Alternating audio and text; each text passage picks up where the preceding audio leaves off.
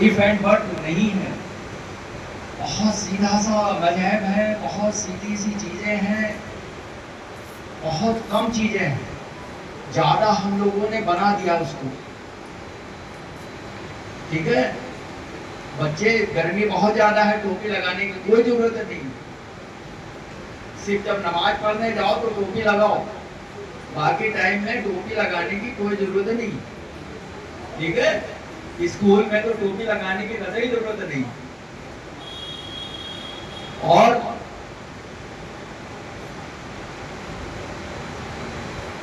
हम लोगों को पहली जरूरत यह है, बच्चों आप इधर आ जाओ थोड़ा सा, वो बच्चों को हम देख नहीं पा रहे हैं, आप लोग थोड़ा सा इधर आ जाओ। पढ़ाई को ये अल्लाह नाराज हो जाएगा। भाई अल्लाह को खुश करना है ना, अल्लाह खुश कैसे होगा? जो बोले वो मान लो। वो क्या बोल रहा है कि माँ बाप की बात मानो। माँ बाप बोले पढ़ाई करो बच्चों, चलो पढ़ाई करो। माँ बाप बोले चलो नमाज पढ़ लो, चलो नमाज पढ़ लिया। माँ बाप बोले चलो कुरान शरीफ पढ़ लो, कुरान शरीफ पढ़ लिया। माँ बाप बोले कि चलो अब मोबाइल बंद करो, मोबाइल नहीं देखना है, आँख खराब हो जाएगी, मोबाइल बंद। ठीक है, अभी देखो आप लोगों का स्कूल जो है यहाँ पे 12th तक है, सारे बच्चे यहाँ पे 12th तक जाएंगे। ठीक है, 12th के बाद तो फिर उनको और कुछ बनना होगा। सबसे पहले क्या बनना होगा आप लोगों को? क्या बनना होगा?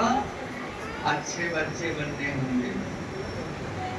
सबसे पहले अच्छे बच्चे, नेक बच्चे, किसी से झगड़ा करने वाले नहीं बनने वाले, जो बात अच्छी बात है मानने वाले, खराब बात को मना कर देने वाले, ऐसे बच्चे बनने। ठीक है, फ्री रहना है, टोपी वोपी लगाने की जरूरत नहीं है बच्चों को, कोई जरूरत नहीं है। अच्छे सबके साथ जैसे सब बच्चे रहते हैं वैसे रहो, आराम से रहो। ठीक है, बहुत ज्यादा बंदिशों की जरूरत नहीं है। दिल अच्छा रखो, दिल साफ रखो, अच्छे बनो, नेक बनो, साफ सफाई रखो। ठीक है, साफ सफाई बहुत जरूरी है, डेली नहाओ, अच्छे कपड़े पहनो, साफ सफाई से रहो। ठीक है, गाली गलौज से दूर रहो। फिर क्या करना है? जब अच्छे बच्चे बन जाओ तो फिर बनना है, कुछ बनना है जिससे अपने माँ बाप की आप लोग खिदमत कर सको। ठीक है, खिदमत किसकी? माँ बाप की। कैसे करोगे? जब कुछ बन जाओगे। बनने के लिए अभी से ही सोच लेना होगा कि क्या बनना है। डॉक्टर बनना, इंजीनियर बनना, कुछ बनना, IAS बनना, IPS बनना, और बड़ा कुछ बनना। ठीक है, अभी से सोच लो क्या बनना है, और जो सोच लोगे कर लोगे। ठीक है, किसी तरह की कोई दिक्कत नहीं है। अभी देखो ढेर सारे लोगों को, बहुत लोग फ्री में पढ़ा रहे हैं। अभी देखो ढेर सारे, अभी तुम्हारे स्कूल बैग्स भी बहुत बच्चों को दिए जाएंगे। आज की एजुकेशन भी बहुत सस्ती हो गई है। अभी जैसा कि बता रहे थे कि रेजिडेंशियल स्कूल भी, हॉस्टल वाले स्कूल भी यहाँ पे और बनाएंगे, ये लोग छत्तीसगढ़ में बनाएंगे। IAS IPS की भी फ्री में कोचिंग चल रही है। बच्चों अगर चाहोगे तो बन जाओगे। देखो हमारे यहाँ सबसे बड़ी दिक्कत है कि हमारे बच्चे पढ़ाई की तरफ उनका रुझान कम है। देखो बेटा, जो इस बच्ची ने जो सवाल किया है बहुत जेन्युइन सवाल है, और ये सबकी जिंदगी में आता है, ये हम सब की जिंदगी में आता है। बहुत मेहनत करते हैं और टेंशन होता है कि कैसे होगा, क्या होगा, क्या नहीं होगा, कैसे होगा। और जिस दिन आपको टेंशन आया, उस दिन आप कामयाब होंगे। पढ़ाई में टेंशन का आना बहुत जरूरी है, और जिस बच्चे को टेंशन नहीं हो रहा है तो उसका मतलब उसका इंटरेस्ट है ही नहीं, वो कुछ करना ही नहीं चाहता है, उसका दिमाग कहीं और है, और उसको टेंशन इसलिए नहीं है कि वो किताबों में उसका रुझान नहीं, वो कुछ बनना नहीं चाहता। और जिस दिन तुमको लग गया कि तुमको टेंशन आ गया कि कैसे होगा, बेचैनी होगी, नींद नहीं आएगी, परेशानी होगी, उसी दिन तुमको ये मान लो कि आज 50% तुम कामयाब होगी। ठीक है, टेंशन ये बताता है कि आपको पाने की चाहत है, आपको आ गया है कि आपको बनना है, लेकिन होता है हर इंसान के अंदर होता है, कभी लगता है कि कैसे होगा कैसे होगा कैसे होगा, सब हो जाएगा इंसान का। ठीक है, बस पढ़ते रहो, जितना पढ़ रही हो पढ़ते रहो पढ़ते रहो पढ़ते रहो, परेशान होने की जरूरत नहीं है। टारगेट कर लो, गोल कर लो कि वहां पे हमारे पास इतने महीने हैं। अगर महीने मान लो कि 4 महीने हैं तो 4 महीने को टारगेट मत करो, वो D-1 को करो। D-1 का मतलब होता है कि D मंथ -1, यानी कि 4 महीने हैं तो उसको ये मान के चलो तुम्हारे पास 3 महीने, तुम्हारे पास 3 महीने, तो टारगेट 3 महीने के हिसाब से करो कि 3 महीने एडवांस में तुम्हारा कोर्स कंप्लीट हो जाएगा। 3 महीने, 3 महीने के बाद वो 1 महीने रख लो, मान लो, इसलिए मैं कह रहा हूँ कि 1 महीने रख लो स्पेयर में, बीच में पता चला कि आप बीमार हो गई, तो अगर टारगेट आपका 4 महीने का होगा तो एक हफ्ते गड़बड़ हो गया, तो अब 3 महीने का चलो तो 1 महीने बैलेंस हो जाएगा, और जब 3 महीने का आप कंप्लीट हो जाए कोर्स तो 1 महीने में आप उसको रिवाइज कर लो।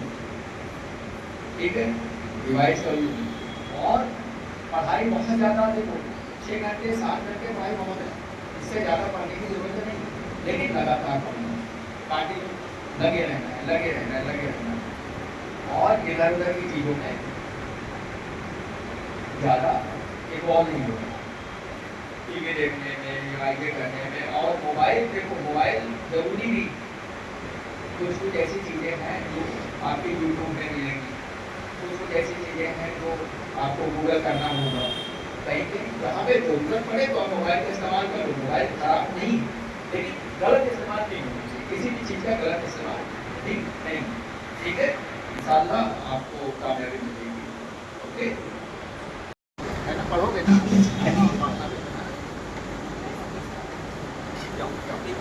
उड़ जाएगा। Inaya Parveen from nursery. और ले लो पढ़ना बेटा। Asad Khan class 6। Sir, stand up and come बेटा। Teachers, do it hurry up because sir को जाना है, please help कर, जल्दी जल्दी करें। Areca Khan class 5। क्या नाम है बेटा? Students, you have to greet or say assalamu alaikum। Sufiya Bano class 7। इसको ये भी मिल गया, अरे शाबाश शाबाश शाबाश, तो पढ़ेगा ना पक्का। मोहम्मद रियाज क्लास 9।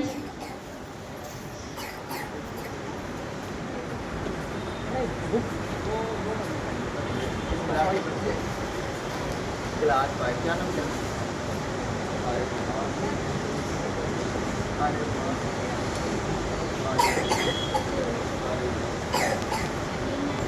ऐसे बच्चों का खास ख्याल रखते हैं क्या? अब्दुल कुद्दूस क्लास 10। सीधे हाथ से बिस्मिल्लाह शरीफ पढ़ के लेंगे सारे बच्चे इंशाल्लाह। अब्दुल रहमान क्लास 10।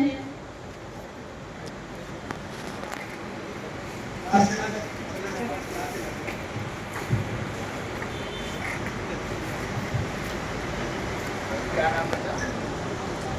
पढ़ाई करता हूँ किस क्लास में? आज के कार्यक्रम के बारे में बताइए।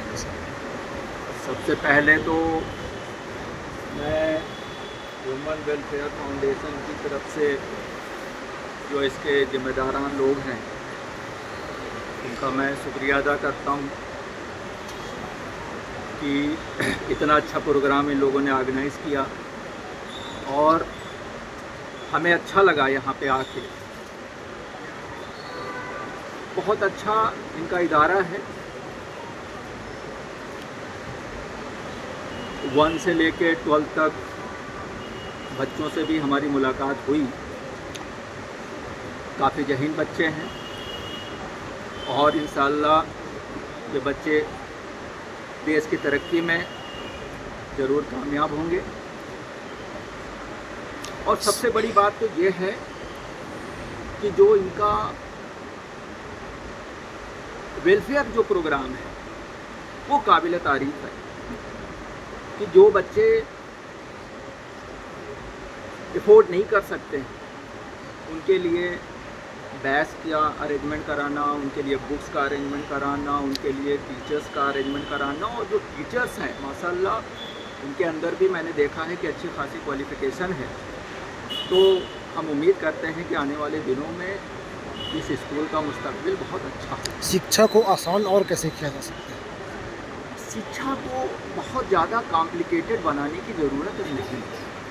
हमने यहाँ बच्चों को थोड़ा सा हमने मोटिवेट करने की कोशिश किया है कि ना हमारा धर्म कॉम्प्लिकेटेड है, ना एजुकेशन कॉम्प्लिकेटेड है।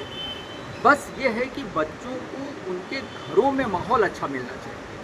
सबसे पहली ज़रूरत यह है कि क्योंकि बच्चों का ज़्यादा वक्त उनके अपने घर में बीतता है, तो बेहतर है कि घर का माहौल अच्छा हो। माँ बाप को अच्छा माहौल देने की ज़रूरत है और बच्चों को जो बेसिक एजुकेशन है उनको माँ बाप से उनको मिलती है। उसके बाद जो बची खुची एजुकेशन है वो तो स्कूल में आने के बाद उनको मिलती ही। बच्चों के उम्र के हिसाब से उन्हें ज़्यादा सब्जेक्ट्स दे दिए जाते हैं, ज़्यादा वर्जन पड़ता है, तो ये सही है? कहाँ तक सही है सर? ये तो देखिए, ये तो स्कूल मैनेजमेंट का काम है, उनको देखना है कि स्कूल में ये चीज़ें होनी चाहिए कि नहीं होनी चाहिए? जितनी ज़रूरत है उतना ही बच्चों पे लोड डाला जाए। पहले के भी लोग, हम लोगों के टाइम में भी बहुत ज़्यादा लोड नहीं था। हमको लगता है कि ये अननेसेसरी का लोड है। आजकल के जो इसको मिनिमाइज़ किया जा सकता है, इसको मैनेज किया जा सकता है, बेहतर हो। मैनेजमेंट का काम है कि वो जितना ज़रूरी है उतना ही सिलेबस में डालें। यदि मान लेते हैं कि यदि जो सब्जेक्ट माँ बाप पढ़ाना चाहते हैं, कोई चीज़ें स्कूल से मिली उनको और वो बच्चे माँ बाप नहीं पढ़ा पा रहे हैं, तो उनको स्कूल से ज़्यादा तो कोचिंग्स लग जाती हैं। देखिए, माँ बाप का काम बस इतना ही है कि बच्चों को बेसिक तालीम दें। बच्चों को बस इतना बचाएं कि बेटा अच्छे बच्चे बनो, नेक बनो, लड़ाई झगड़े से दूर रहो, झूठ मत बोलो, सच बोलो और अल्लाह ताला का जो हुक्म है उसको मानो। बस माँ बाप का बस इतना ही काम है, बाकी काम स्कूल वालों का है। और अगर स्कूल में अच्छी पढ़ाई होगी तो कोचिंग की कोई ज़रूरत नहीं। अगर कोचिंग में बच्चा जा रहा है तो इसका मतलब है कि कहीं क्वेश्चन मार्क है स्कूल की एजुकेशन। शुक्रिया सर। परिचय दीजिए सर। मैं मोहम्मद साकिब, PIG रेल बिलासपुर। जी बताएं, आपकी संस्था शिक्षा किट बांट रही है, तो उसमें क्या क्या है और उससे क्या फ़ायदा होगा बच्चों को, और आपके संगठन कैसे काम कर रही है इसके लिए? देखिए, हमारे संगठन जो है पूरे इंडिया में काम करती है। पूरे इंडिया में तकरीबन 2000 बच्चों को सिलेक्ट किया गया है स्कूल बैग के लिए। शिक्षित भारत अभियान के तहत बच्चों को एजुकेशन से जोड़ा जाए, उनके अंदर स्किल्स पैदा किया जाए, इंटरेस्ट पैदा किया जाए। ये छोटा सा एक प्रोत्साहन है ताकि बच्चे जो है इस माध्यम से एजुकेशन की इम्पोर्टेंस को समझे और उनके अंदर ख्वाहिश हो कि हम ज़्यादा से ज़्यादा बड़ी तालीम हासिल करें। इसके लिए विज़न जो है बहुत बड़ा काम करती है। आप देखेंगे कि UP PG तक जो है आपको ये स्कॉलरशिप देती है, बच्चों को भी स्कॉलरशिप देती है 1500 रुपये माहाना। ये यानी आप शिक्षित भारत बनाने के लिए जो हमारा संकल्प है, उसी उद्देश्य से हम इस काम को करते हैं कि कोई भी भारत का वासी पैसे की वजह से या आप कहिए कि सामग्री की वजह, एजुकेशन सामग्री की वजह से उसकी पढ़ाई में कोई कमी ना रह जाए, उसको हम लोग पूरा करने की कोशिश। फिर भी शिक्षा का स्तर गिरता नज़र आ रहा है, इतना आसान होने के बावजूद। इसका जिम्मेदार कौन है? देखिए, शिक्षा के स्तर की जिम्मेदारी अगर हम लें तो कहीं आप जो है क्वालिफाइड टीचर्स की एक कमी हम महसूस करते हैं सोसाइटी में। और चूँकि व्यवसायीकरण जो हुआ है शिक्षा का, इसके वजह से भी शिक्षा का स्तर गिर रहा है और हर ऑर्गेनाइजेशन केवल पैसे कमाने के लिए जो है ध्यान देती है। शिक्षा को इम्प्रूव करने के लिए उसके अंदर क्वालिटी डेवलप करने की बात बहुत कम होती है। लेकिन आज कुछ ऐसी सोसाइटीज़ हैं, ऐसे लोग भी समाज में हैं। आप खुद इस स्कूल के बारे में अगर देखें, फ्यूचर साइन जो पब्लिक स्कूल है आपका, तो ये क्वालिटी बेस्ड एजुकेशन आप इसको कह सकते हैं और ये सोसाइटी के लिए एक बहुत ही महत्वपूर्ण योगदान है समाज में। एजुकेशन के सेक्टर में इन लोगों के कार्य जो है उसकी सराहना की जानी चाहिए और तकरीबन मैं समझता हूँ कि कम रेट में अच्छा एजुकेशन देना या आज के डेट में शिक्षा के सेक्टर में बहुत बड़ी आपकी कहिए कि बहुत बड़ी सराहना का काम है और बहुत ही अच्छा योगदान है आपका शिक्षा के क्षेत्र में इस तरह का। सरकारी स्कूल और निजी स्कूल बंद होते जा रहे हैं, सरकारी स्कूल का स्तर भी गिर रहा है। प्राइवेट स्कूल क्यों मतलब इतना आगे आ रहा है? क्यों सरकारी शिक्षा क्यों नहीं दे पा रही है अच्छी से? देखिए, ये तो सरकार की इच्छा से आप कहिए कि इच्छा शक्ति या सरकार का जो एजुकेशन के प्रति सोच है वो दर्शाता है। सरकारी स्कूल का बंद होना ये समाज के लिए बहुत ही नुकसानदेह है। नीचे तबके के लोग जो हैं उनको जो आप कहिए कमज़ोर हैं इकोनॉमिकली, उनके लिए तो सरकारी शिक्षा बहुत ज़रूरी है और इस तरह का बंद करना कहीं ना कहीं पब्लिक की भी जागरूकता की कमी है कि पब्लिक जिस तरह से आना चाहिए शिक्षा को लेकर के वो नहीं आ रही है। सरकार पर दबाव नहीं बना रही है। जनता का दबाव बहुत बड़ा दबाव होता है। अगर वो एजुकेशन मांगेंगे तो सरकार को मजबूरी हो करके एजुकेशन देना पड़ेगा, लेकिन चूंकि हम मांगते नहीं हैं, पब्लिक भी जागरूक नहीं है, इस वजह से मैं समझता हूँ कि ये दोनों जो खाई है ये बढ़ती चली जाए। आज इस मंच के माध्यम से शिक्षक, पेरेंट्स और बच्चों के लिए कोई ऐसा संदेश दें? देखिए, बच्चों के लिए सबसे ज़्यादा ज़रूरी है आज के डेट में कि वो अपने मोरल एजुकेशन पर ध्यान दें। मोरलिटी आज हमारे एजुकेशन से ख़त्म हो गया है। बच्चों को मेहनत करना होगा एक अच्छा इंसान बनने के लिए।